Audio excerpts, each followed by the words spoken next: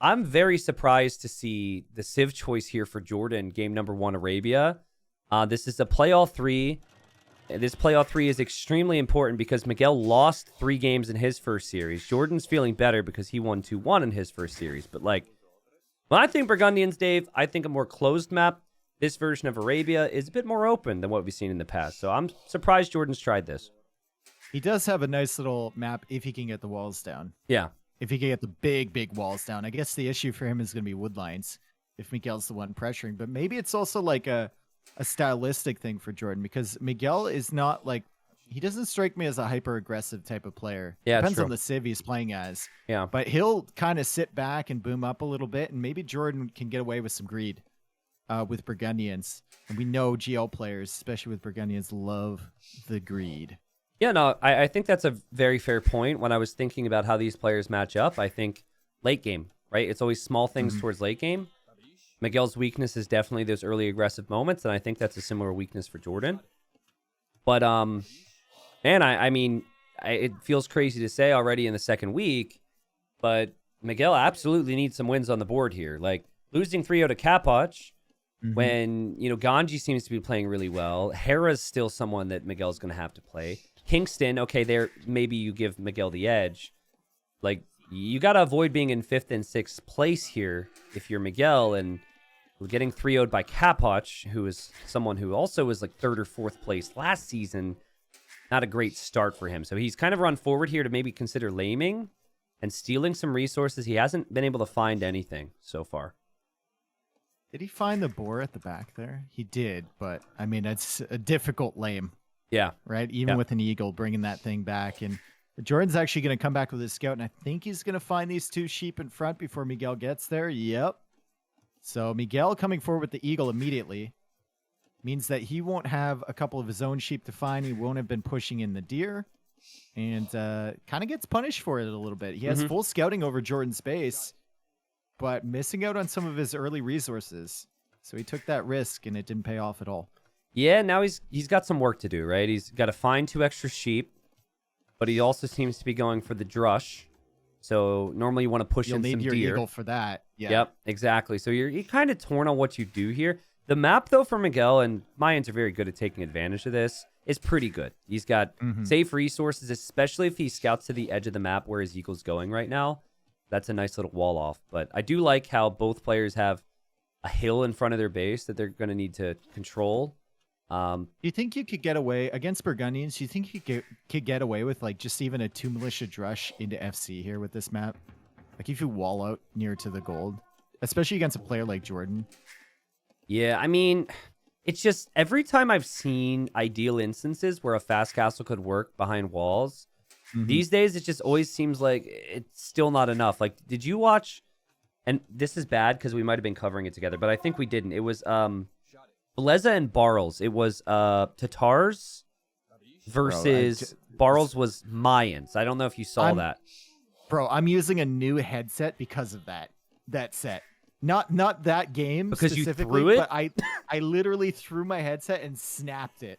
Oh. I snapped one of the headphones off of it when Barles wasn't killing the king about 15 times. Oh yeah. That was that series. Okay. But yes, I do remember the other games. What map was that on? Well, it was Tatars, Mayans. You know, my point was it was Ghost Lake, and it was a much easier wall, and then Barles also had extra sheep, and still the fast castle wasn't great.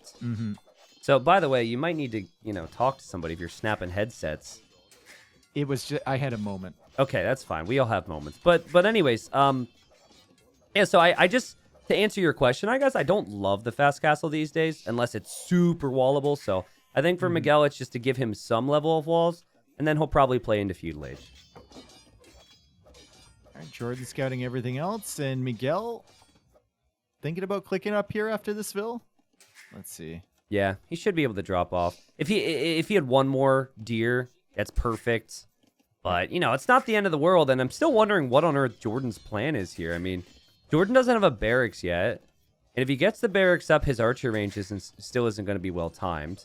Like, this is just not the best opening for JorDan, to say the least. Also, I think he didn't do himself any favors going out for that lumber camp at the beginning. Yeah, I agree. Yeah, Like both if he wood had the lines are lumber way camp better. where the eagle is right now, or the one on the right, none of this would have been happening.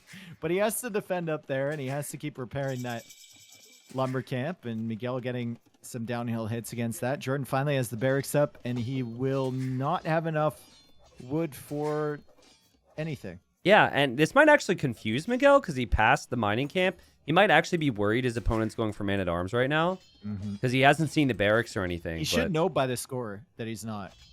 Maybe. Yeah, it's possibility. But just Archer opening for JorDan. Again, you kind of question the decision. He doesn't have his Castle Age wood upgrade yet. It's far too expensive. And you could argue that any wood that he brought in addition, because, or like above what he would normally bring in with any other civ, was wasted repairing the lumber camp. Yep. And the militia will Miguel probably can not just kill add, anything. Miguel can add like what, one range here, slowly build archers and go up to Castle Age pretty fast. Yeah, just play defense towards Seems ranged solid, units. right? Yeah. Yeah. If you scout that wood line too, you can wall all the way to that wood line. Miguel Won't be seeing the worst Jordan thing in the scout world. right now is going to be such a blessing for him because now he knows that he can conveniently wall and he shouldn't have to worry about the scout because he knows it was a range opening, not a stable opening. So yeah, Miguel's fine. Jordan's going to farm away as well. And Dave, if we were ever to be critical of Jordan, sometimes he gives too much respect to his opponents or sometimes he's just not aggressive enough. And it feels like at least it's a style thing. And he's just going to chill. This game will definitely head towards Castle Age. I mean, if he has a choice, JorDan will always drag it out to the later stages of the game, right? He doesn't want to finish it early. Yeah. And that's just his style as a player. As Miguel trying to get this militia in front. Good blocking so far. He kind of messes up on that last click there, though, and he's not able to block the villager the entire way back. JorDan actually didn't have the villager coming the entire way back, so Miguel might have been able to kill it there. There is a world here where some players, and I don't know if Miguel is this player, but they might send 2 archers and just loop around to the other side because these militia they've distracted JorDan and they've forced reactions from JorDan, and I think JorDan's still looking for them. Too. Yeah. Yeah, you can pop in. JorDan's eco the last few minutes has just been like his villagers are getting the cardio in. They're walking from all different places. They're taking straggler trees. They were getting deer. These villagers over on the left side of the lumber camp are chopping a tree at the back end of the wood line. Like, it's just not much efficiency here. And we can see it reflected like 83% efficiency for Miguel, 66 for JorDan last minute. That's not good. No, it's not good at all. Yeah, I'm not in love with it. And I said it the second I saw Burgundians too. I mean, JorDan is playing Burgundians as well as he can because he is trying to play towards eco. He did play greedy and try and delay the army production, but I think this could be good for Miguel. And you know, the counter is that Archer's very weak there, and the militia doesn't get him. The counter to what I just said is maybe you don't want to move out if you're Miguel because you're already doing so well, and the key in the long term here is always Archer numbers. So like moving out could be a problem. It's just so messy for JorDan, isn't it? Yeah, I agree. There's been idle villagers all over the place. There's been Vills not taking resources effectively. He's trying to get his walls down. He doesn't have his Castle Age eco upgrades yet. But he is holding to his hill. And this is where it gets kind of fun because JorDan's looking for that range. He doesn't see it. Miguel isn't this player. But, you know, there's a part of me that wants JorDan to send his scout home and check the back of his base right now. Yeah, because he hasn't seen anything, dude. He hasn't seen anything. And it was like, he was up too early for it to just be like a Drush FC. Exactly. You know, so like you see him on the gold there. You see the full walls. And the militia were back here potentially guarding like some sort of villager. There could be a sneak. Yeah. It's about a 1% chance, but I would check. Exactly. At what point does he check? If it was like, if this was Kingston versus JorDan, I feel like JorDan knows less about him, and he'd be like, "Oh yeah, he might sneak." But knowing it's Miguel, he probably is not imagining that. But yeah, I guess you could also say like if Miguel moved his eagle a certain way, if he's like near the mill and kept running in and out near that mill, it might freak JorDan out and make him send his army back there. What do you do as Mayans here? You just keep going into crossbow? Yeah, you just go crossbow the whole game. There's and if you're JorDan, you go elite skirm and then make your way into Castilier? Yeah, I think so. Okay. But I mean, the big thing to remember here is Burgundians don't have the final armor on skirms. It's just like Not a great thing to be making long term. You're making them until you can get into Castilier and bomber cannons and whatnot, right? Hand cannons if you need it.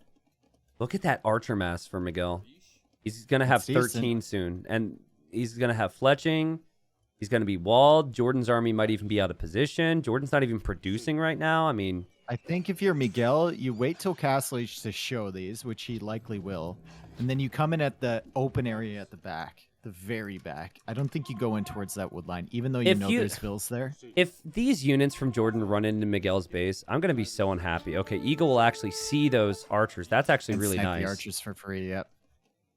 Let's see if JorDan can see that army from Miguel. He can't. Doesn't even notice the initial Eagle near his base. He will see the archers coming out, and he has to suspect that there's some other army, right? Yep. The skirmishers will get some decent value there, so well played from JorDan. But Miguel, just being patient, and instead of trying to hit the palisade walls on the side, which he hasn't seen, he's just going to wait, and he's going to try and hit that wood line. JorDan's actually going into knights already. Okay. He's not going elite skirm, so he's going to go knights, aka cavalier, in Castle Age, and I think that's actually okay for Miguel. I think if JorDan had been going into skirms, it would have been easier for him to boom behind that. Yeah. Just skirmisher defense. JorDan will be really happy, though, that he was able to kill 3 archers with these skirms, because he didn't even have fletching.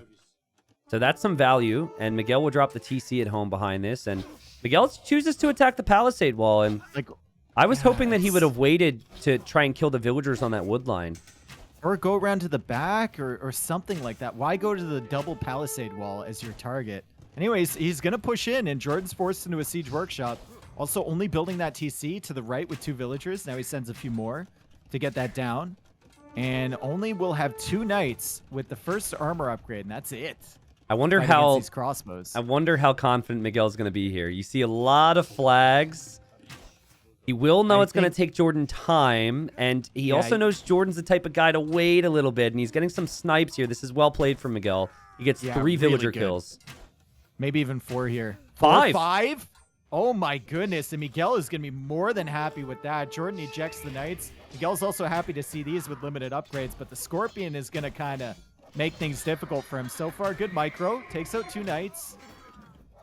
Yeah, all things considered, he's gonna lose the crossbows. You know, you took a risk diving in there if you're Miguel, but killing 5 villagers when crossbows are so cheap, yeah, you're going to be really happy with that, I think. Sick. Really, really good engagements there from Miguel. And he got the second TC up behind it, so he's already on stone, still on gold right now, still queuing crossbows, and making some monks as well. Already had the monastery out, second monk on the way. Monks are really going to help against the knights. So good so far for Miguel. And JorDan not even queuing any extra units. He's just trying to get his boom rolling right now. Yeah, it's really hard to go siege, 2 TCs, and knights, and the armor. Like, normally the armor's going to have to wait. And Miguel, he's going to grab that relic, and he's just going to wait it out right now at his base. I kind of would have preferred skirms. Like, maybe they're not the best long-term, but you can build them as you're going up to Castle Age. Yep. Right, and it's generally cheaper, and it feels like you can, if you keep a hold of that population, you can boom behind with skirms just distracting in front. Miguel doesn't know this. He's bracing himself because he figures I have a big lead right now, and as he kills that knight, he should see they're not cavalier yet, and he should see that they still don't have armor, and he should confidently move forward. No armor, no forging, nothing. Yeah, and that's the same 3 knights you saw before. So, like, what could JorDan realistically have here? We might see also a 4 TC boom for Miguel. Maybe. Also, you've seen it enough times, and as again, Miguel finds these knights. JorDan needs to add siege now, but I really hope Miguel adds a gate at home. He's just re-palisade walling it, but like a gate there is so helpful. He stopped with the archer production. Interesting. So he's just getting his eco upgrades right now. He's gone for that 3rd TC. Might even go for a 4th one here, like you said. Bringing in relics, and I think he's got 2 relics on the go here. He must. Yeah, so, Capture Age actually has Monk with Relic as a separate thing with the Meso Civs. I don't think it's like that with the normal Civs. Or the normal Civs, the other civilizations. And JorDan added a scout. I think he's hoping to stop his opponent from getting the relics, but... Miguel finds knights again. Wow. A little bit of chip damage here. Really nice. Super unfortunate for JorDan to run in like that as he's looking for opportunities maybe with his knights on the right side of Miguel's base, but it's fully walled over there. Wow, Miguel's looking good, man. His eco's really well balanced. He also has the Spearman next to the Monk, which is a nice play that a lot of people don't even try in this type of game. He might lose the Monk bringing the Relic back home near his barracks, but Might lose 2. No, he's got another Spearman. Wow. He's fine. Maybe. He probably will still lose it with no Downhill sanctity. Hits. Spearman doesn't even hit that scout at all. Spearmen are useless. Useless. Absolutely useless. And sneaky move from Miguel and JorDan. It's open. JorDan has made a hole here so he could get out with maybe the monks or something. How much you want to bet Miguel doesn't think there's a hole back there, though? Yeah. He's like, no, it's walled. I'll just... Well, he's probably like, if he opened that, he probably opened it for army, and I don't want it to be anywhere near that. Yeah. Okay, next important moment of this game, because JorDan's starting to get more upgrades. He's starting to come forward with siege. Miguel needs a castle on that hill. Yeah. If he gets a castle on that hill, he is so far ahead in this game, it's going to be crazy. But JorDan's running right towards that hill. And I can't tell you how many games we've seen get lost because of a castle being denied or a gold not being collected, especially against Burgundians who have a habit of catching monks, up. 2 Cavalier here. There is a Mangonel, but the monks can get conversions. Ooh. And he gets a conversion right away, and that Cavalier is going to make a beeline for those Mangonels. Also an Eagle over there, too. JorDan is in trouble here with this Mangonel. It's good attack round, but the Eagle will take out the Mangonel, and the Cavalier will take out the other one, and Miguel should delete it as soon as this Mangonel's dead. Delete the Cavalier. Yes. Dude, well there has been a night and day difference between Miguel of week 1 and Miguel of week 2. At least so far, I don't want to speak too soon. Like, this is the quality that we know that he brings, but castle. You know, it's also a matchup that I think has benefited Miguel because JorDan plays so standard. That's precisely how Miguel tends to play. And yeah, the castle will go up. It's 3 relics. You've got all your golds then secured with the Mayans. You could click up to Imp. Miguel, I think if he knew that there was that many Cavalier, though, he might just back up home for a bit. A lot of players would just camp at home, wait for Imp, and then go for Arbalest. I don't know what's going on with JorDan right now. Like, even, I'm not a big fan of Heavy Plow, but a GL player not having Heavy Plow with Burgundians at this stage of the game tells me that something is a little bit off. And it's funny, too, because I would say, like, first game of the day, but I watched him convincingly beat Hera earlier. It is funny, right? Yeah. Consistency's tough, man. Like, I actually really, as we see more conversions come in for Miguel, this is just another amazing moment in this game for Miguel. And a disastrous position for JorDan now as Miguel goes up to Imp. Yeah. But I'm actually... I know we're not used to it, but I'm actually really enjoying the theme of, like, some of these names not being super consistent every game. Like, Hera had a rough game. JorDan now looking a little rough. Miguel was rough last week, but now he's looking like a god. Like, that's makes things a little less predictable. Oh, man. Look at this confidence from Miguel. He does get hit, but he's going to take out the monks. He takes out the siege, and he'll take more Cavalier with him if JorDan sticks around. Gets a retreat. Yep, JorDan can't hang around for that fight. That's for sure. And he's going into Lycav forging, but Miguel 2 minutes away from Imperial Age, and he's got enough stone. And I think you could just confidently drop a forward castle there, right? Absolutely. You see your opponent's going into night production. There it is. That'll take control over basically 2 of the wood lines from JorDan, and also kind of this choke point in the center where he's been sending out all this military. Once that castle's up, you can shift over to the other hill on the right side and potentially get a castle there, too. Oh, JorDan's going to try and deny this. This is going to be crazy. No, there's no way. There's absolutely no way you deny As long as Miguel gets conversions, there should be no way, and that's why JorDan's going for the monks first. But Miguel just needs to use his cav against that Mangonel. And yeah, JorDan and the Cavalier even working trouble. away on the villas on the left, and JorDan calls GG. Miguel just looking incredibly solid, really crisp, and JorDan looking a little bit shaky. Yeah. So that provided a massive gap in the skill difference here on this game, and it's crazy. Good performance from Miguel. If Miguel doesn't play Mayans to perfection, Burgundians can work, and I think maybe that's what JorDan was hoping for. But to me, I'll show the draft here for people who see it later. Like, it's just a really weird pick to me in the first place. He picked Aztecs first. I just assumed, okay, Aztecs on Arabia. But you picked Burgundians third. Now you play with them. Now you're probably kicking yourself a little bit. Remember, JorDan didn't win 3-0 in his first series. So, I mean, these are the types of situations where you're like, if JorDan ends up being 4th or 3rd or any position which influences his progression to the playoff stage or not even making it to the playoff stage. These are the moments you look back at. But Massive win for Miguel. Huge. He needed that, man. Yeah. And also there's a big part of him that's like also questioning some of these things from JorDan. So he's probably like, ooh, I need to continue to do this because JorDan might not be firing on all cylinders right now. Aztecs for JorDan, Lithuanians for Miguel. Again, a really fun matchup because both of these civilizations rely a lot on the relics, and there's actually quite a few relics towards the middle, but this map is normally a scout-heavy, super aggressive map. So JorDan kind of changing his approach here, not going for a scout civ and going for Aztecs.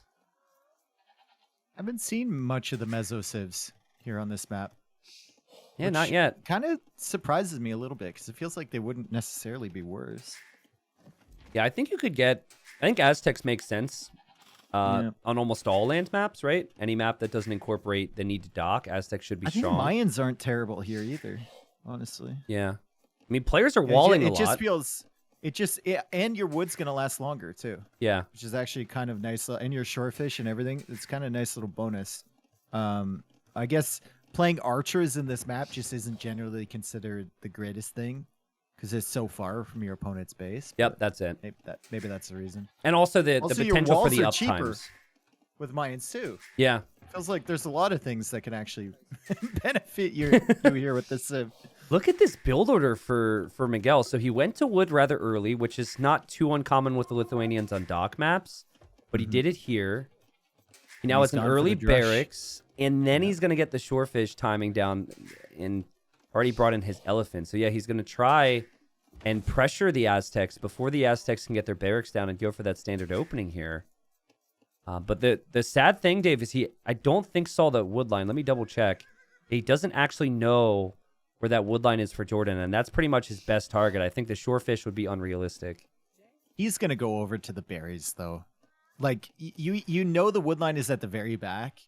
It has to be. It can't be forward, right? Yeah. So he's going to find it right now. Yeah, that was the natural progression there for Miguel. And he attacks the lumber camp. Right.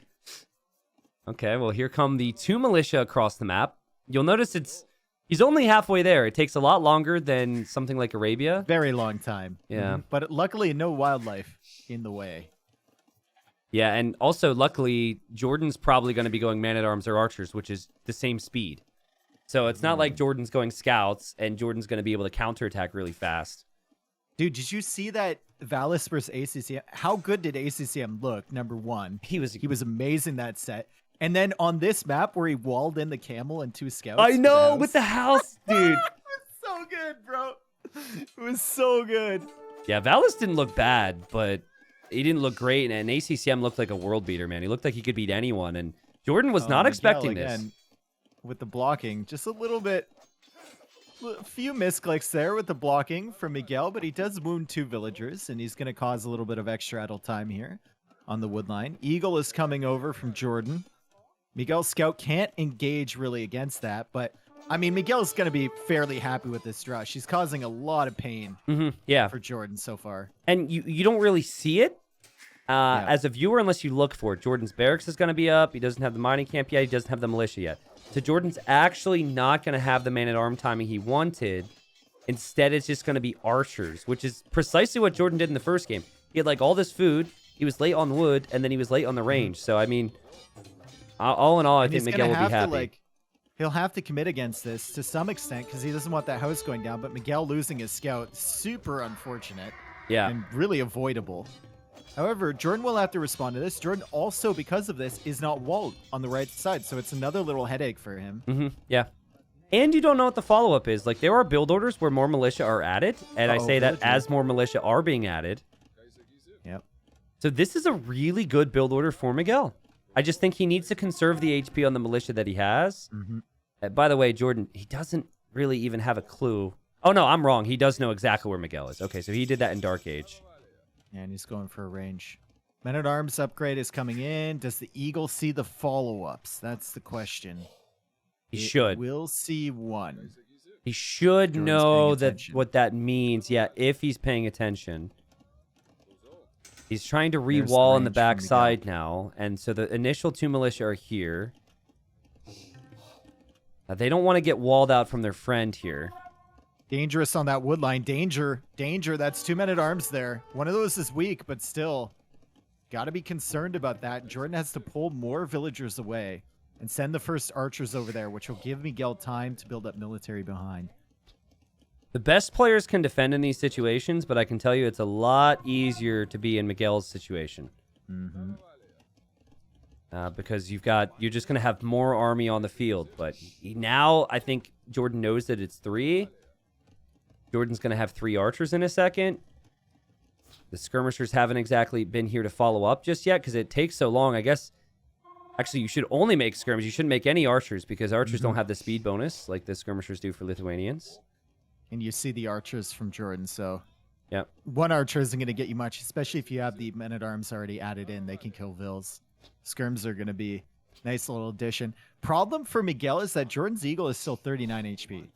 Yeah, so if he wants to send any skirms across, very, very difficult for him. And that Eagle can be super annoying as Miguel has pulled his army away. And he's just going to kind of regroup in the middle here. Wait for the army to come across from JorDan and then use the men-at-arms as part of his defensive force. JorDan goes for a tower. That's probably smart. Yeah, I think it's smart. I mean, he's being really paranoid on staying safe right now because he doesn't know when those man-at-arms are going to show up. So he wanted to leave his gold and check the side. And I don't blame him because Miguel was lurking around there. And so as he checks the side, he towers the front. Makes sense. Also walled to the left. JorDan playing as relaxed as you would expect. But this game will still give Miguel some opportunities as he has fletching. And Miguel looking for damage. Man, those skirms are fast, man. Of course, JorDan finished that ostrich. Like, if JorDan would have gone to the ostrich 30 seconds later, he would have had the Vils exposed over here, possibly. But here's Miguel. I think he will be disappointed to have to just attack houses and try and break through, but JorDan saw him, so... You have to be fairly happy with your start so far this game. I mean, you know you've been in JorDan's position before, and you know how much of a pain that is. Yeah. To keep having those militia come back. You still have some men-at-arms alive. It's not like you gave them up for free, although the upgrade hasn't gotten you much value yet. And JorDan is still kind of camping out, and he's forced to go for a defensive tower. So essentially, you're ahead so far. You just got to stay ahead. But then, you are against the Aztecs, and if you don't do damage to the Aztecs, Castle Age is their best age. It's where their eagles produce much faster. That's where they can make the monks. And JorDan's build order has been designed to just defend, take it to castle. He's marketed, so he's going to even buy some food. He's taking the gold in the back as well. So Miguel's, I think, to be happier with this situation, he's going to want to kill those archers at the very least. Because his skirmishers are not going to get much value here. I think JorDan's going to go eagles in the long term. Miguel does have 3 woodlines safe, and woodlines in your base are a big deal on this map. I think the one game with Barles here, was it with Barles? I don't know if it was Barles or it was Barles, where he had maybe 100 wood left in his base, and he didn't even have enough wood to make a lumber camp. Yeah, it was painful. It was really, really bad, and players have to think about that early. How many of these woodlines are securing? JorDan has plenty available to him. Miguel also plenty available to him. He's still taking those ostrich. The ostrich were very nicely placed at the back of his base. Man, there's been so much consistency to the Dark Ages into Castle Age with these two. It's like, it's kind of the same thing. The only difference here is Miguel doesn't really have a great archer civ, so he's not going to continue with that. But, JorDan didn't get fletching. JorDan just chilling at home, casually adding the barracks. But he's building up towards something crazy here. And is there a hole between his houses there at JorDan's base? The house he's building? Kind of looks like there is. I think so. It kind of looks like there is, but I don't think there is. What? Yep, there is. What on earth? Dude, it was walled before. Bro, I just assumed that it was. What in the world? Miguel is in. JorDan is going to lose 2 villagers here. Forced to buy stone for another tower. What? Oh my god. I mean, this goes without saying, terrible. but thanks for saying it. Yeah, that's just terrible. Like, he's just been chilling out here this whole game. I thought it was walled before. I think he tried to bring his army back in his base and then had deleted a hole to do that so he could house wall this. And then Now, you know, he's taken some damage, and again, an opportunity for Miguel here to get some value before he can, you know, finish it off in Castle Age, maybe. He barely has enough wood to get these house walls down. Yeah. He's only got 2 barracks. No wood for a 3rd barracks if he wants to produce. Only 6 on food. He does have 13 on gold, which is enough for the Eagles. But still, getting the upgrades is going to be a pain for JorDan. Keeping up production is going to be a pain, and the Knights are going to come soon. You know they are. So, very difficult position he's put himself in here. Not walling that up. Yeah, very That's weird. crazy, dude. Yeah, I mean, I guess he's just a little too relaxed right now. Maybe just not warmed up or whatever. He was active this morning, maybe playing a lot of games leading up towards this series. There's so many factors you can consider, but the reality is the execution just hasn't been there. But then again, he's Aztecs, and we've seen Aztecs come back from crazier positions before, and it took Miguel a lot longer to make it to Castle Age. It would be really nice if Miguel can save this army. I think that helps out a ton against the monks. Yeah. And JorDan's already added in a monastery, albeit a little bit late. Monastery also coming from Miguel. If you have knights coming out, you want to save your skirmishers, you want to save your archers to potentially snipe the monks, or even just provide that threat of sniping the monks as JorDan now goes for a 2nd monastery. I like this from Miguel. When he left originally, I think he left because he knew JorDan would group up to kill the army. So he timed it right. And there he just posed enough of a threat where JorDan started to send his units home. And Miguel, he's going to be really happy to see that this army from JorDan is still behind his walls. And this just gives him time to mass knights and move out across the map. But there is a big worry here, man. Like, if Aztecs have the monks, straight knights is really not going to cut it for you. You need to hopefully kill those monks in the first couple stages of Castle Age. Although, or mix in you might Lightcap. get one for free. You might get one for free here, because JorDan's going to be a little bit greedy with that relic. Oh, and that's all because this other army, right? JorDan has to look at that. Here goes Miguel. Now, Knights don't have a ton of vision, but if JorDan starts to convert, he should kill There we that. go. That could be a conversion, though. He's gonna lose the knight. Yeah. Huh! Should? No, he doesn't. Wow. Lucky. Another thing that's not so good for JorDan here. Ranged army for Miguel. Just passing through the wood line, so they're going to die. But the Knights are now in on JorDan's gold, and it's another hole. Though maybe that was planned. Maybe he wanted to trap them in there. There are going to be monks coming out of the monastery soon. I think if Miguel could just get more food eco, he should absolutely be considering Lightcap here. Like, normally there's a bigger eagle mass, and you need to rely on more knight numbers. All you really need is like 3 Lightcav. Yeah. And you can basically control the monk numbers from JorDan. Then he has to slow the game down to the point where all of his eagles need to be right up against all of his monks. Yep. And it takes him forever to get across. Yeah, I mean, both civilizations will want the relics. Miguel's going to drop a TC there. I wouldn't have personally minded a TC to the left because you have better wood coverage, but it's really tough to justify TCs at all on this map. And Monk moves forward for Miguel. I mean, that's another thing, too. You can just have monks next to your knight, so if you lose a knight, you can convert it back. Yep. That should be a massive fight here. JorDan knows it. JorDan backing away. And every relic that comes in here is massive. Gives knights way more attack, the +1, and that matters a lot against the low HP eagles. And against the monks as well, I think, right? Yeah. Doesn't apply to the Lightcav, though. Worth pointing that out. When Lithuanians were first introduced, it did. Which was pretty wild, but I think that's been a good change for the game. And Miguel must sense there's monks behind here, so he's going to run away. Again, is he going to go Lightcav? He chose to go the second TC, so he's committing his food towards more vills. Miguel goes for conversion. Eagles take longer to convert, so it doesn't get it. Backs away again.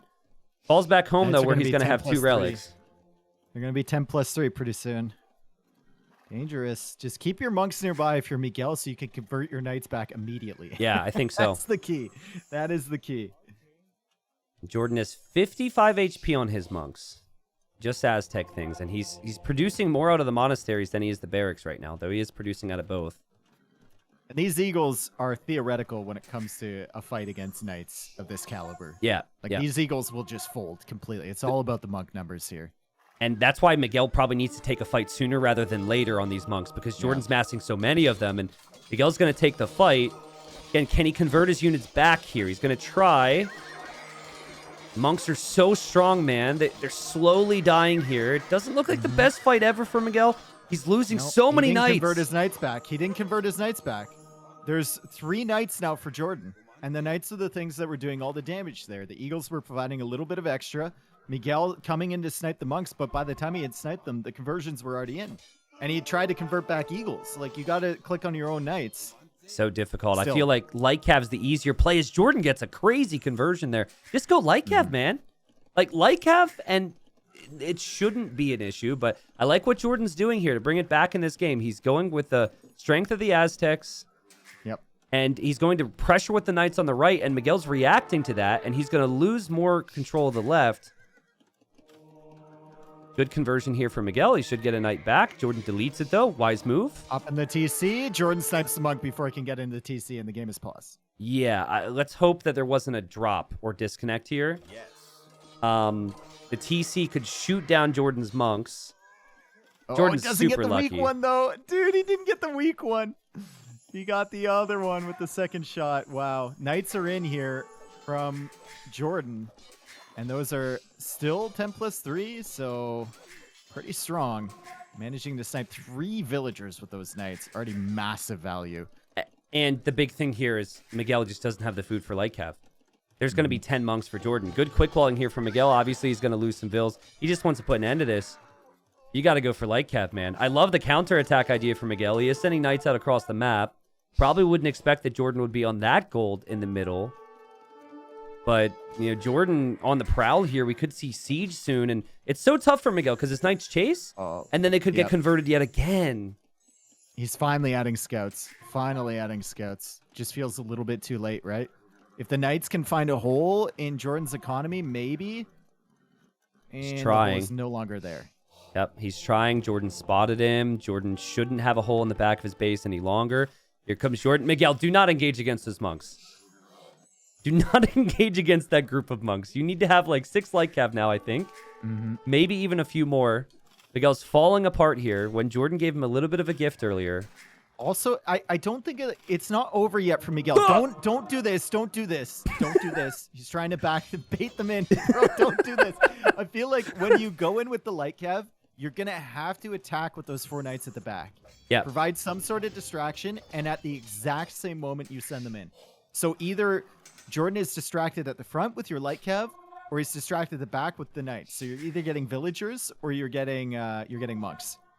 Or you could One just of go. those two. What's interesting is just Jordan leave with doesn't everything, actually have enough to like raid underneath the TCs and run in.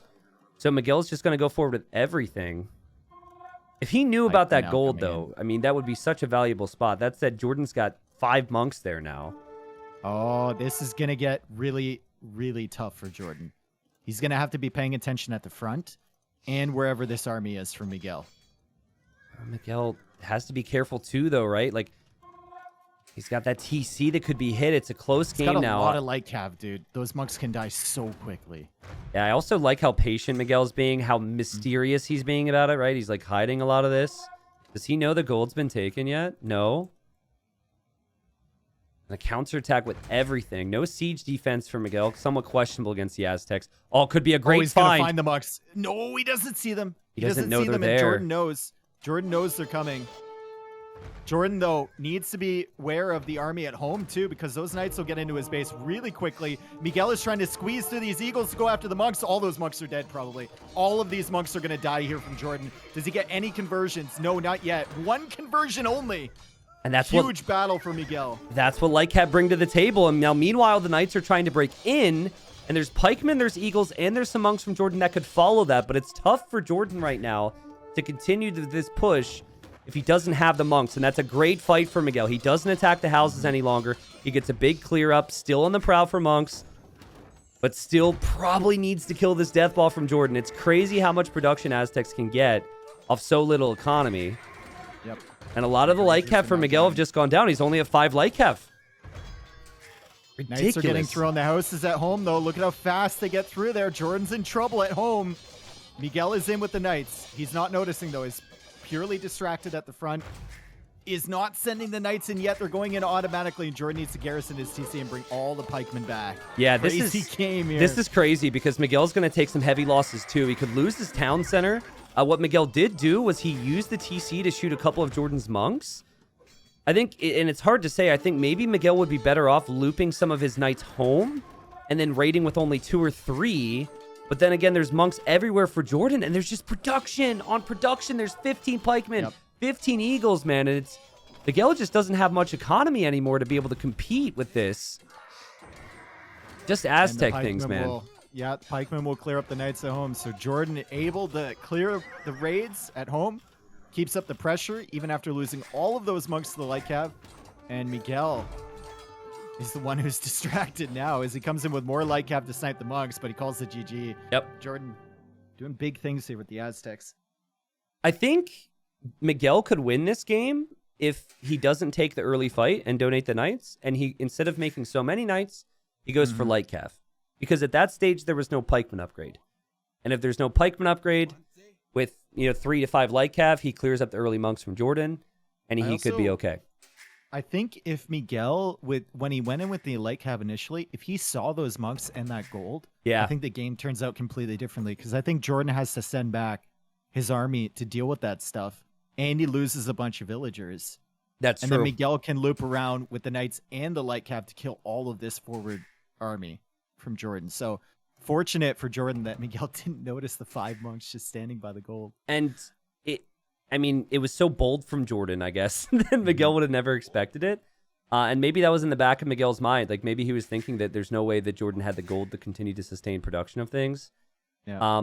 By the way, so I know they changed it, and it was an amazing change. But up until like last year, if you had already scouted a gold or a stone, you could look at it see if it was being taken, which was really bad. So thank you to the devs again for like eventually changing that, because that would have potentially changed the whole outcome of this game. Miguel being able to notice that. I'm still neutral on that. I still think it's like, I realize why people think it's a good change. I'm still neutral on it. I have no feelings either way. I think there was good things to the previous way it was done, and good things to the way it's done now. Well, that's fair. I mean, it was still a really good game. JorDan, I think, is probably like wiping some sweat off his brow right now, because that hole in Feudal Age was so bad. Like, if he doesn't have that hole, I think he has a much easier time here. He gets his win, obviously, shows why he picked Aztecs first, and we'll move on to Miguel's home map next. But again, guys, with the Aztecs, it's not just the HP on the monks. It's their economy because of the carry rate for their villagers. And then they produce so much faster. So, like, you're only working off of 2 stables if you're Miguel. JorDan's working off of 2 monasteries and, like, 3 or 4 barracks. And they've got the Aztec production speed. So it just feels like your trades always have to be good against Aztecs, because if you take one bad trade, it can be over. Oh, no. Tristan's gone Dravidians here. Okay, well, we'll see what happens. We'll see what happens with this one. I'd love to be proven wrong, but the lack of tech tree for Dravidians has always proved to be a problem, I think. So you said, oh no. I said right before that, I wasn't sure if Miguel would ever pick Dravidians, because you need more long-term options on this map. But let's say this, Dravidians are really good at competing on water, and they're really good with infantry and archer. They're just not so good if they ever need a stable switch. Italians on the other side for JorDan do have those options. So yeah, I go into this game 3 here, obviously knowing Miguel needs to win more. Yeah. But I think JorDan has the better civ. The problem with this, like, not having that stable just limits you so hard, right? Yeah. Like, for sure, you can contest the water. That won't really matter later on in the game, because you'll move out towards the golds. And then once you're out in that location, you also have to contest the other gold spots. So even if you hard focus on one, you go on Arbalists or something like that with Dravidians, you're going to need that mobility to go fight on the other side. And I think Italians give you plenty of tech tree options to go for here. And I think their uptime is just going to be faster than Dravidians. So it should simply be better. But who knows? Maybe Wood Steel Light Cav can get the job done. Yeah, I mean, we'll have to see. But I think for Miguel, I think it's always important with Dravidians that you stay ahead. I've seen Dravidians win many games because of their bonuses. The plus 200 wood, the extra carrying capacity on the fish can be helpful at times. The bombard cannons, the faster firing skirms. There are bonuses that apply, but it just feels like if they ever fall behind, a lot of times what you want is like, sometimes you lose map control, but you have a lot of eco, and then you tech switch into like light cav and hussar later on to raid. You just can't do that conveniently with the Dravidians.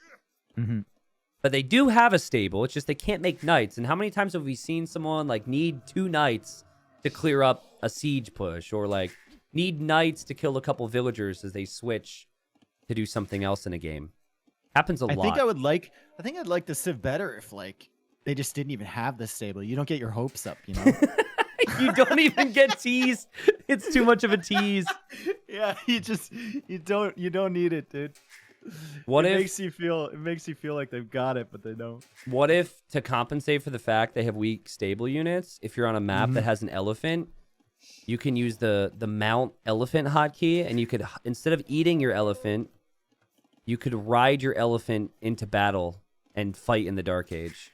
See, you say that, but I know if that was ever implemented, you would be the first one to disagree with something like that. Oh, of course I would. In the spirit of the game, you'd make a tweet about it. You'd have a YouTube video. Of course I would. I don't normally do this, but yeah, I'm not. This needs to change. It, you know, there's certain things that should come off as like, yeah, that's not Age of Empires. That's just a funny thought that the caster would say, but we shouldn't actually do.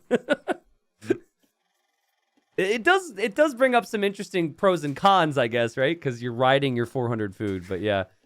So far, Miguel's docked, and we see the exact same for JorDan, and this is going to be competing for water.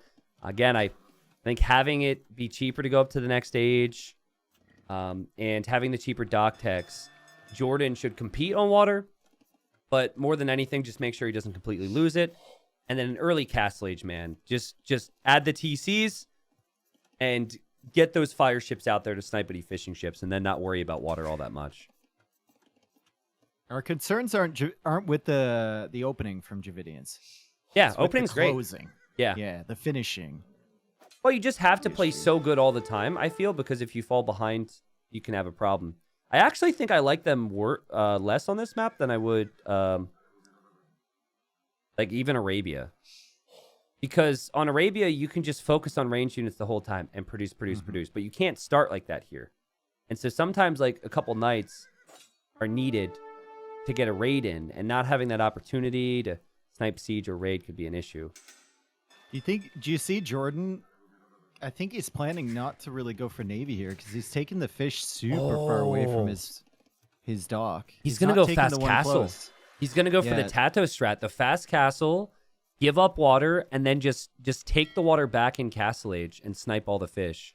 He's very deliberately going to the fish further away, so he can just camp underneath his sea tower with these close fish. Yep. Once they're in feudal age. And that's an amazing point, but he also has scouted his gold. He's scouted deliberately and walled deliberately to go fast castle. And man, I know MBL did it once, and it looked amazing. But you had mentioned that, you know, it's like that was MBL Dark, versus Dark. He just played like a man on fire because he was confident, but I think this is maybe something from the GL training ground. Like, this isn't a very JorDan strategy, to be honest with you. So maybe a conversation he's had with Tato. Where is she going? Miguel's making a second dock all the way on the right? Or, no, a second dock on the left. Yeah. JorDan asking if it's laggy for Miguel. Well, Miguel said, nope, they're going to pause. Worst case, they could restore this maybe, and we'll pick up where we are right now. But for Miguel, he's going to get plus 200 wood. It almost looks like he's going to go 3 docks, Dave. He's going to go 3 docks against someone who's giving up water anyways. So he's definitely going to be able to kill those fish. It won't be easy. I'll be really excited to see how stubborn JorDan is with his fishing ships and how much he micros them. Because the sea tower could get some value. All right, so we're back in. And apparently a scout died. And JorDan says, was that because of my chat? I can delete the scout. And Miguel says, well, 11. Don't worry. So Miguel's probably upset that he lost the scout. They were chatting to each other, I guess. Miguel's sneaking a barracks, but he has no vision on what JorDan's doing. And he probably has no clue that JorDan's going for fast castle either. Sneaking the barracks. Fascinating. I was wondering why that villager was going forward. Yeah. So probably he wants to win water, and then he wants to go fast archers on land, which honestly I think is a really good play against feudal pressure. But if JorDan opens with the stable here, I think JorDan's going to be in a really good position in this game. So Miguel knows that the fish aren't on the right side. He knows they're on the left side. JorDan has been taking the fish from very far away so that he can take these close fish now. Yep. However, Miguel still has potential to snipe them, and Jordan is just kind of hanging out under the tower, and it doesn't matter that he was taking the fish that are far away because Miguel is just coming in here. Can he sit under it? No, it's got murder holes. It does have murder holes, okay. Yeah. But, I mean, if he loses a galley for getting these fish, it's probably worth it. And he actually managed to save the galley. Okay, so good aggression there from Miguel. Mm-hmm. But I love this build order, man. I feel like when we get to week 4 or 5 on Shoals, the strategy we're seeing from Jordan here is going to be the meta. Double archer range from Miguel. Not a single archer range forward. Double archer range forward. Yeah. How long is this man going to be in feudal age? And he's not, because he went for that extra range, he can't add extra fish. He doesn't have the wood right now to do it, so. And here's the thing. How many knights with the first armor upgrade do you need to kill like 8 archers? Feels like just 2. And you're going to have enough to make 2 and get the armor. Jordan could lose his villager if he's not careful. Oh, true. Dude, this is looking like Florida over here. This is why I don't leave my house. No. It is interesting because Miguel hasn't shown himself with his attack yet. So Jordan's thinking Knight Siege forward. So he still hasn't scouted what's happening. Oh, did Jordan also see the gold? Oh, he did. Oh, no. Oh, he has to kill something with the archers fast here, I feel. Well, Jordan is going out with villagers, so he's going to run right into these archers. Oh, my Miguel God. is going to... He sees him. He sees him. He's hiding. He's waiting for 2 more archers. Yeah, hide. That's so good, Huge Miguel. Opportunity here. There's deer out there that Jordan is going for. Those are 6 villagers now. Jordan is going to run away. And Miguel won't be able to kill all of them, but still big damage. It's something, right? Because you're at least killing his fish already. I think killing 2 is still acceptable. Maybe could have killed 3, but obviously Jordan's going to have the opportunity to do more than that. He opens with the Siege Workshop, and he opens with the Knight. To be defensively. Yeah, like, that's true. Forced to go defensively, so that's good. His villager forward, I don't know what he was playing with that. A Siege Workshop, maybe? Maybe. Now, remember, another thing he wanted to do was he wants to come back on water. So he... Only with Italians can you do all this because of the cheaper dock text. He's going to get War Galley. I love the fact that Jordan's sending his first knight forward here because he's pretty much walled out the rest of the pressure. A Scorpion can defend nicely. Let's see how Miguel deals with this over the next couple minutes. I think life gets very difficult here for the Brazilian, who seems to know that it's going to be fires because he's added the demos. The knight. Okay. Sea Tower. Help out here.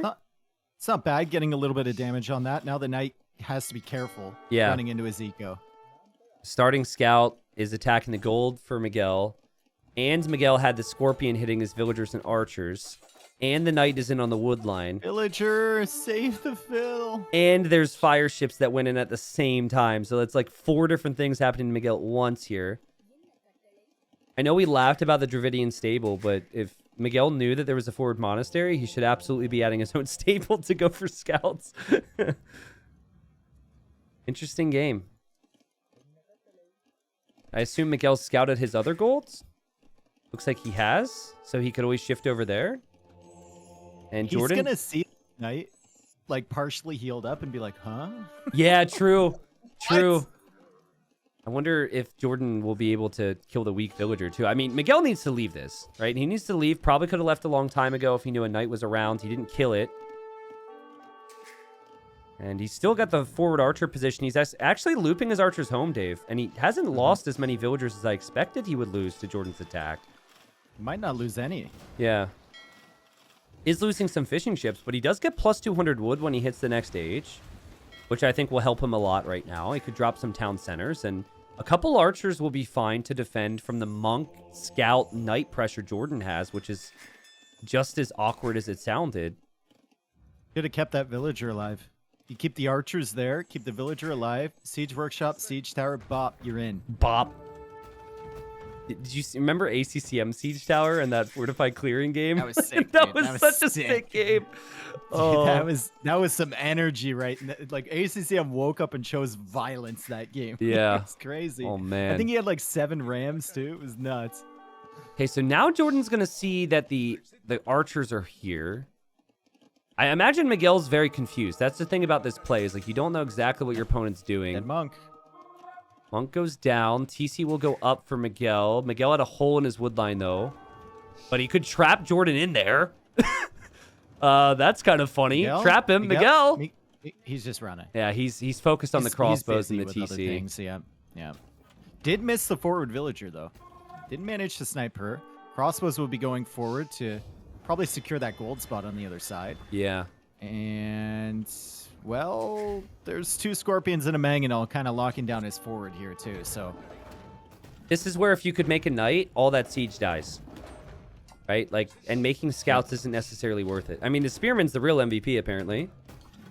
He's going to die now as JorDan goes for the TC there. Ooh, Miggy's going for a TC too. Does he bring the crossbows to JorDan's base, or does he take a risk and bring him across the shallows there? Oh, yeah. Well, you kind of know that JorDan's pressuring the siege on the other side, so you could just hope that you could get in. This is very funny. You have JorDan bringing a relic from the left corner to his base right now. What on earth? All the way back around, dude. I think if you're Miguel, you take a chance and you go through the little gap. If you see the wall ending at the TC, you go through that little gap and try and get into the back. I agree with you. Because it feels like your crossbows just aren't going to get a lot of value right now. Yep. And I'm sure Miguel's feeling it, but like Dravidians just don't feel great right now, right? You got to get something, and you've invested into the crossbowman. What you don't want to do is stop at any point here. Did JorDan notice that? JorDan noticed that, I think. No, he needed to mark it anyway. Okay. Well, then that could be a Vil kill for Miguel. If he had two. one more crossbow, it would have been okay. There It's you 2. go. Nope. And 2. It is 2. Gotta love those missed shots that actually hit. Love it. Now, JorDan has spent a lot of time clearing up the forward buildings. He's got to bring his Scorpions home now because of these crossbowmen. That's 3 villagers killed there from Miguel. And Damn, Miguel's dude. going to start to make siege from the middle area, which JorDan doesn't have vision on.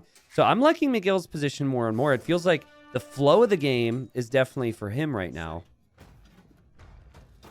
We should mention a couple fishing ships for JorDan. I mean, that does matter.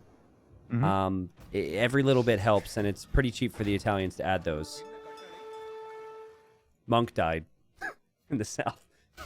The poor monk should have just stayed at his monastery. Oh, man. This has been a weird set, man. Like, now JorDan's researching Sanctity and Redemption in the forward monastery because he realizes he needs monks to have upgrades in the other monastery, which he's now building because he sees the siege pressure.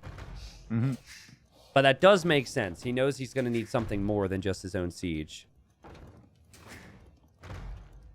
Do you go 4th TC if you're Miguel on the left side because you have coverage there? Feels like you have the res for it, right? I think you need to just contest water a little bit, maybe? Yeah. You don't want the Italians to have water control here and maybe take it out while you have the chance. Also, JorDan could be fishing. JorDan's actually made fishing ships, but hasn't really been using them. Fully. Oh my god, that micro from Miguel is sick. I was just going to mention, like, guys, keep in mind they've got a farm boom. They've got to do all these different things. Villager will die on the left side as well. Man, Miguel, great awareness in these small moments here, and these moments add up. Miguel might plan to drop a castle on JorDan's TC soon. Dang. Again, he got 3-0'd by Capoch. And Capoch is someone that you would have predicted maybe like 3rd or 4th in this group. That's someone that Miguel is really going to be competing with to see who gets those types of positions here. And here come the villagers, but Redemption's already in for JorDan, which means he can convert the siege, and that's not something Miguel can really stop. And oh boy, this castle is a risky one right now. It is, and the outpost has gone up for JorDan, so he knows the castle is coming. However, there is a Mangonel there from Miguel, so Miguel should be able to get delete that up. Delete the Mangonel. Delete it. Miguel, don't Delete take a it. chance. No, delete it. Delete it, bro. Oh. Thank you. Oh, my God, man. Dude, he's lucky. Like, I thought that was going to get converted there. And there's no siege for JorDan. He has no siege over here. So Miguel's going to just scramble this down. He will absolutely complete that castle, and that will give more of a position here for Miguel to control this gold. Resources looking decent for JorDan. He still needs gold, though. Crossbows now being microed away because the Scorpions are there from JorDan. This is, again, where if you had one knight, I guess maybe not one, because Jordan's also coming with a monk, but if you had decent stable units, you would go over there and kill those scorpions. What's Jordan's play? It feels like Jordan's headed towards Imp here soon, Dave. He is behind an eco slightly, but he's planning his own castle. This is the only side goal that he has control of. No more siege for Miguel there. Miguel's still trying to just add farms, get his eco rolling. His eco's looking pretty good, but not as good as Jordan's right now. And even a tower for Miguel. I don't hate the tower, actually, because that will take... I love that tower, actually, because that will deny most of Jordan's gold there. Yep, and it kind of denies the monks coming forward, too. Yep. It's nice. Gives you more freedom to siege push. So the siege push might be an idea he backs out of. Miguel needs to get up, though. Like, yep. Even stalling out your TCs, I think, is smart, because you know the Italians are going to get a castle and get up shortly. Okay, so you see that castle. Your resources aren't really close to going up to Imp, though, if you're Miguel. Do you just mark it, sell it, and buy everything you can and try and compete here? Or maybe do you just TC the left side, figure you can lose? No, he's going to use the market. Yep. Going to try. Crossbows have gotten some good value this game, Dave. And, yep, Miguel's still using the market. Hopefully he doesn't click Imp in the forward TC. That's all I'm saying. Jordan's barely on gold at the moment. In fact, where is he taking gold? Oh, he's taking gold in the 2 tiles that is in between his TCs. Also dropping the university, so he'll want chemistry for bombard cannons. That's something that both players get, but it's cheaper university upgrades for Jordan. And Jordan will get the trebs first. So I think advantage Jordan. He should be better controlling the gold on the left side. His crossbows are now walking away from it. Jordan can easily go out there now, and Jordan's even going to snag that relic. I don't know. I guess the crossbows are coming back across because Miguel kind of wants unit mass there to help out with trebs and bomber cannons and whatnot. It's the panic. Yeah. It's definitely the panic because he knows he's behind, but he also knows that he has some army and Jordan doesn't. But, man, Jordan looking pretty good. If there's one good thing here, it's that Miguel is definitely controlling that gold. So... assuming Jordan runs out of these 2 tiles at home, and Miguel manages to hold those castles, he can keep Jordan off gold for a pretty long time here. However, he's given up on the gold on the left, and you can see Jordan already going out with the outpost to take advantage of that. So you're kind of neutralizing this second castle that you've made to control the gold when you give him free access on the other side. But the crossbows are coming back now. Maybe he doesn't. Yeah, gave up the relic, but... Jordan's been doing a really good job with that. He might have gotten it anyways. Who knows? But yeah, I mean, I think just patrolling the crossbows there and then putting all your focus on the other side is worth it here. I'm going to be keeping a close eye on stone income too, because for Jordan, he only has 1 castle. Oh man, but the bomber cannon timing is going to be crazy, right? He's faster to trebs. Chemistry's 40 seconds away. There's no way Jordan loses access to this side for very long.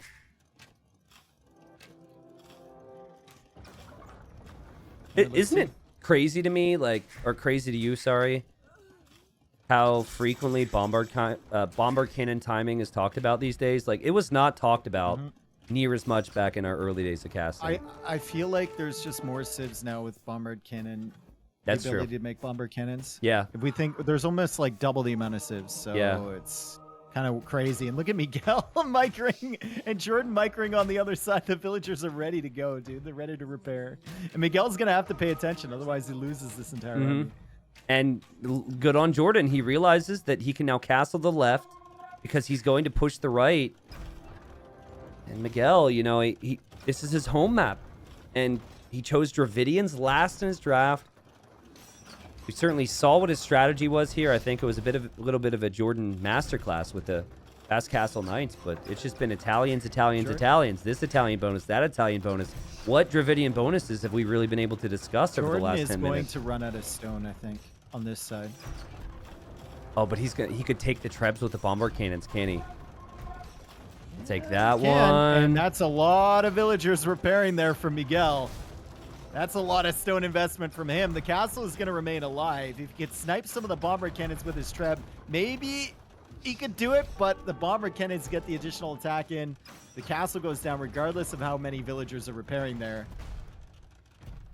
Yep, another trap goes down. There's probably enough gold income for JorDan where he can now repair for a little bit longer as he's going to take another trebuchet out. Keep in mind, we've got no additional army for Miguel. We've got nothing else really to hope for with this civilization. And from having most of the gold control to having no gold control is Miguel's situation right now. Yep. And from here, JorDan's just got to think about a unit to mix into the fold here, and then he would get it. And yeah, Miguel, he calls it quits here. But he did get his win, Dave. Yep. I think Miguel's the caliber of player where he would have wanted way more, though. Like, this was never a series that he was coming in saying, I need to snag a win. But I think Miguel getting a win keeps him in that conversation of being like 3rd, 4th, 5th place near the end of the group. Obviously, he's got like Hera, Kingston, and then who am I missing in this group? It would be another promoted player, I guess. That's slipping my mind for the moment. But anyways, JorDan wins 2-1 just as he did the first week. So JorDan's got 4 wins out of 6. Miguel, just 1 out of 6, though. Really got to step it up. Yeah, I mean, Miguel, first game was great, right? Second game, I don't think he can be too disappointed with that. It's Aztecs. You almost had it. Yep. This game, I think he's going to have to go back to the drawing board with the strategy, with the civ selection anyway. Yeah, I agree. We saw him do some work here, but then again, I feel like half of it worked only because JorDan was so far away from that gold on the left with his base position, right? So Miguel could like hard focus the gold on the right. I don't know. I think what hurt Miguel here, remember, this was his home map, right? So if you look back at the draft, he was planning Lithuanians on this initially. That was his thought process. And I think he tried to get too fancy, and he was like, ooh, let's go Lithuanians against Aztecs. And then, Dravidians are good enough on shoals. But I don't think Dravidians are that good on shoals. Like, this game normally goes late.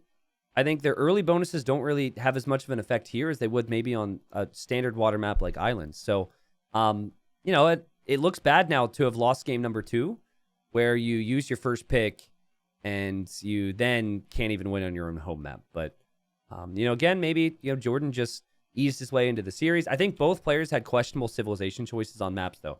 Game 1, I was not impressed at all with Burgundians from JorDan. And game 3, I was not very impressed with the Dravidian choice from Miguel. Though, how much of that is just a really slick strategy from JorDan? The fast castle play, what his castle age was, trying to see now, 1456 into a night counterattack, into some siege to clear up the ranges and town centers. Like, that's really hard to stop.